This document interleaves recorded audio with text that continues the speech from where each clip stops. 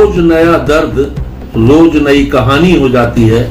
हादसे में टूटी हड्डियां जब पुरानी हो जाती हैं और बड़ी ही भयानक होती हैं अखबार के पन्ने की वो काली तस्वीरें जो किसी हादसे की कहानी हो जाती है।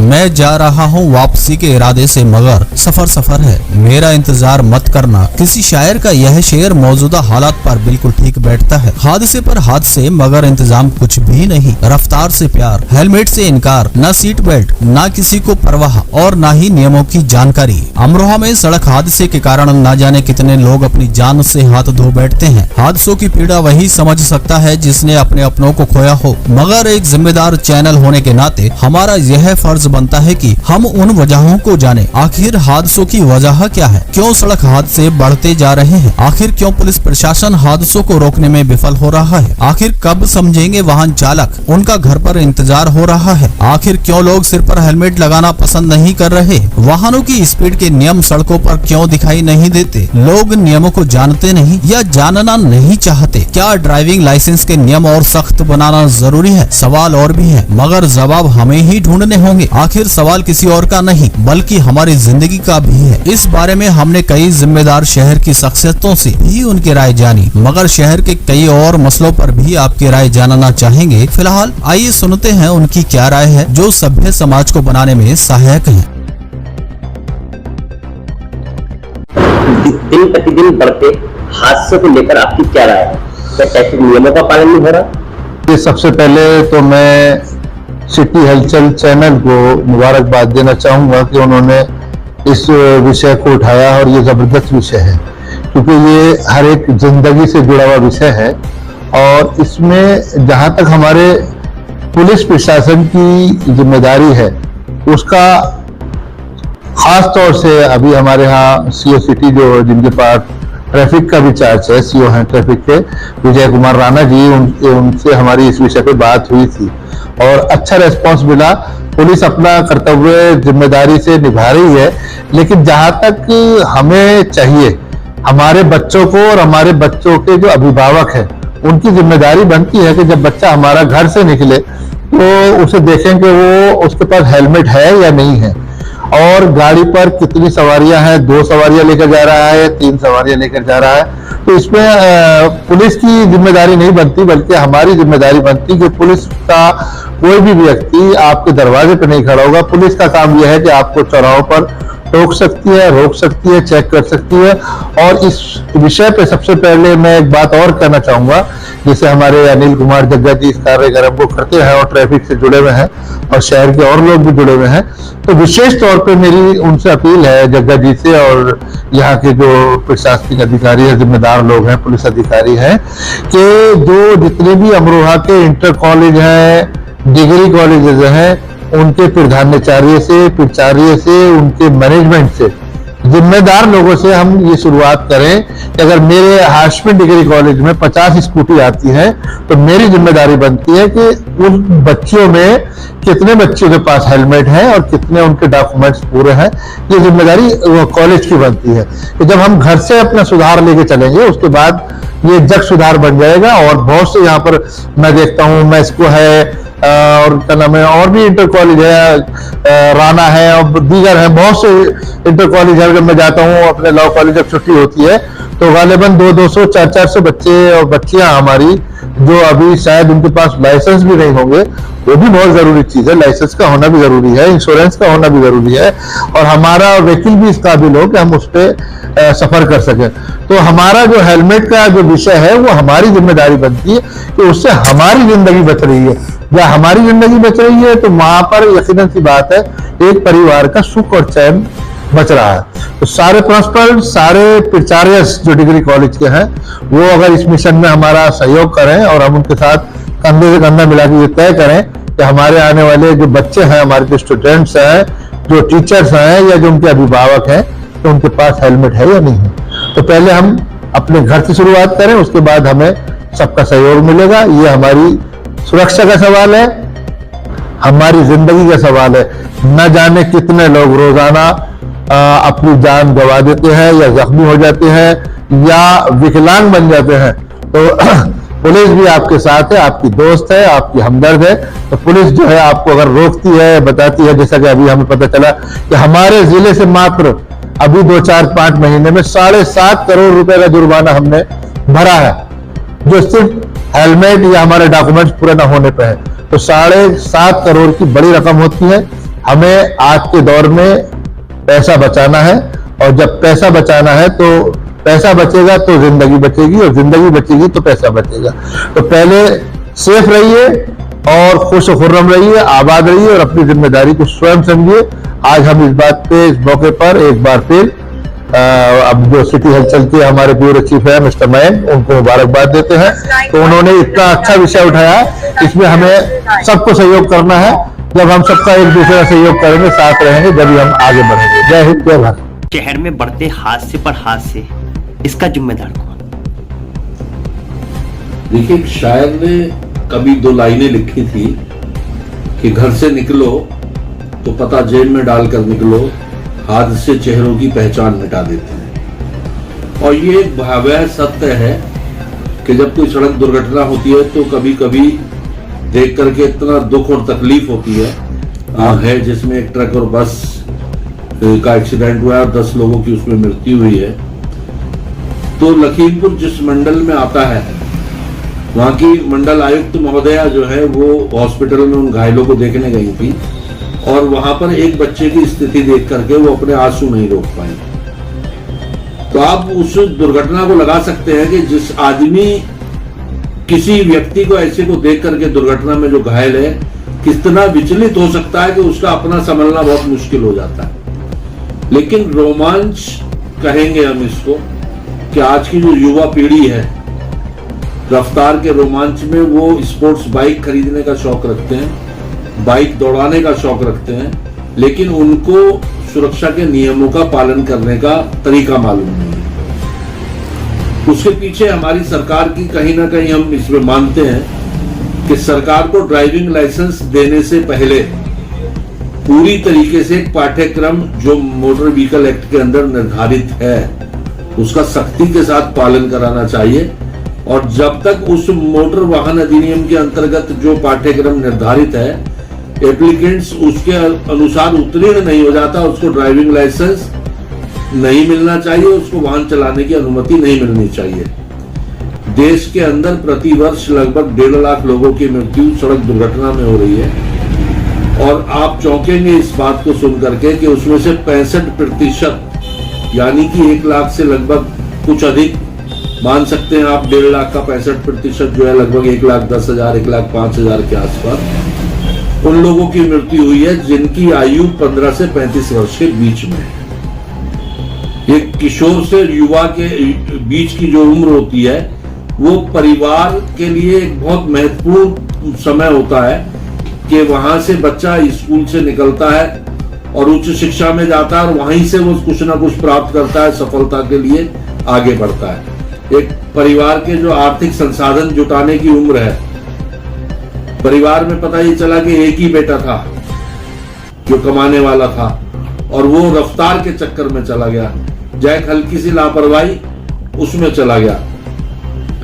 2 पहिया वाहन पर हेलमेट लगाना लोगों को बहुत कठिन सा लगने लगा है कि शायद हमारे सिर पर कोई बोझ रखा जा रहा है, लेकिन वास्तविकता यह है कि हेलमेट के कारण से ही बहुत सारे हादसों में व्यक्ति की जान बचती है। सीट बेल्ट के कारण से बहुत लोगों की जान बचती है। अभी अगर आप देखेंगे तो एक भारत के बहुत बड़े उद्योगपति जो टाटा के चेयरमैन भी रहे, साइरस मिस्त्री, उनका एक्सीडेंट जो हुआ तो वो सीट बेल्ट ना लगने के कारण पिछली सीट से अगली विंड स्क्रीन से जाकर के टकराए और उनकी दर्दनाक मृत्यु हुई। जबकि अगली सीट पर जो दोनों लोग बैठे हुए थे वो सीट बेल्ट लगाए हुए थे, वो बच गए, और जो पीछे बैठे थे उनकी मृत्यु हुई। तो आपको ये देखना होगा कि आप जो गाड़ी में बैठ करके सफर कर रहे हैं, जा रहे हैं, उसका ड्राइवर किस प्रकार से गाड़ी को चला रहा है। आप अगर खुद भी गाड़ी चलाते हैं, अपनी गाड़ी भी चलाते हैं, तो आपको ये सुनिश्चित कर लेना चाहिए कि आप शारीरिक रूप से, मानसिक रूप से थके हुए तो नहीं है, आप जागे हुए तो नहीं है। अगर आप नशे में कहीं पार्टी वगैरह कोई आप ज्वाइन करके आ रहे हैं, आपने ड्रिंक किया हुआ है, तो आपको खुद को इग्नोर करना होगा, उन गाड़ियों को चलाने से बचना होगा, तभी जीवन आपका सुरक्षित रह पाएगा।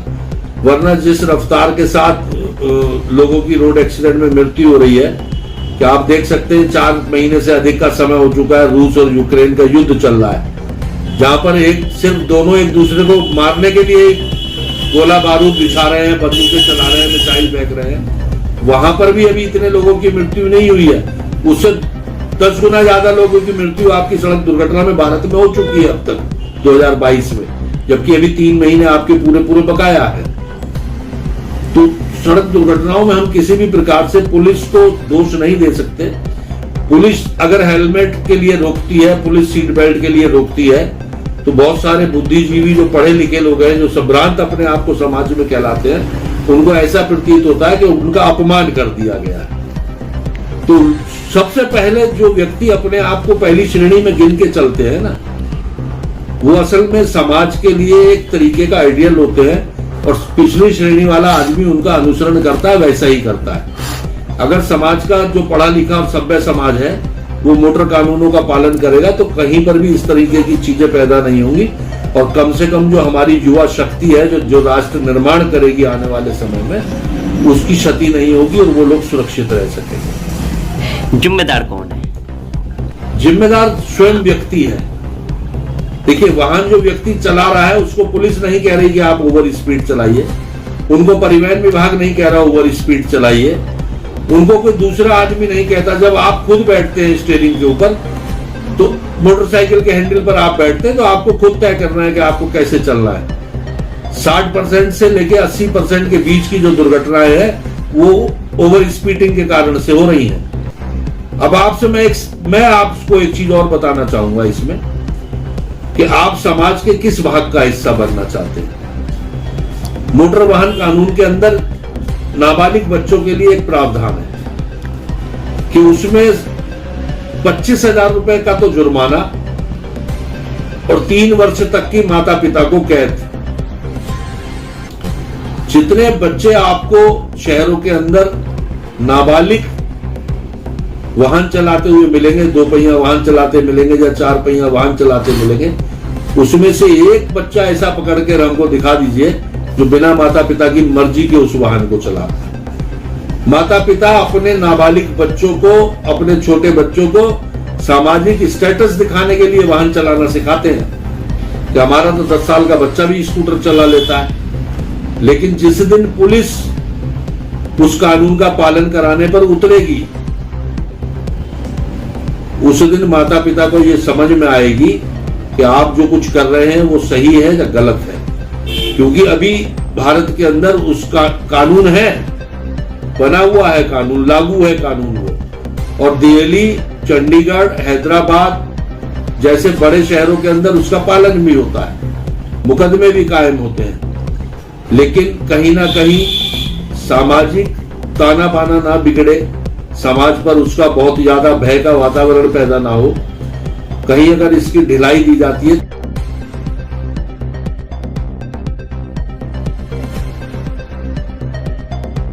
करना, वो कहां जा रहे हैं, क्या कर रहे हैं, माता पिता की बहुत बड़ी जिम्मेदारी है उसके अंदर। आप उस जिम्मेदारी से मुकर नहीं सकते। अभी हमने सड़क सुरक्षा अभियान के अंतर्गत हम कार्य कर रहे थे, तो एक हमने 13 साल का बच्चा पकड़ा, जो 4 बच्चे एक एक्टिवा स्कूटर के ऊपर बैठे हुए थे और उनकी स्पीड 70 से अधिक थी। अब अगर उनका साथ कोई घटना घटित हो जाती है तो माता पिता उसी बच्चे की लाश रख करके सड़क के ऊपर पुलिस को गालियां देते हुए प्रदर्शन कर रहे होते। लेकिन बाद में जब ये पता चला कि वो पिता ने खुद ही उसको चलानी सिखाई स्कूटी, और वो स्कूल ट्यूशन पढ़ने जाता है तो उसी से जाता है। हम आपके माध्यम से माता पिता से, अभिभावकों से अपील करेंगे कि कम से कम अपने बच्चों के जीवन के साथ खिलवाड़ ना करें।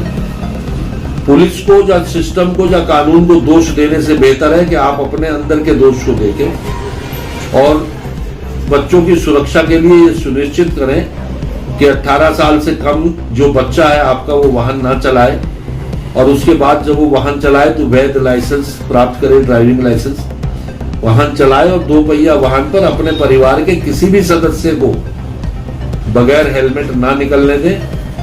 अब तो उत्तर प्रदेश सरकार के द्वारा 1 अप्रैल 2022 से पिछली सीट के ऊपर भी हेलमेट पूरी तरीके से लागू कर दिया गया है कि अगली सीट के साथ साथ जो उसके पीछे व्यक्ति बैठेगा उसको भी हेलमेट लगाना होगा।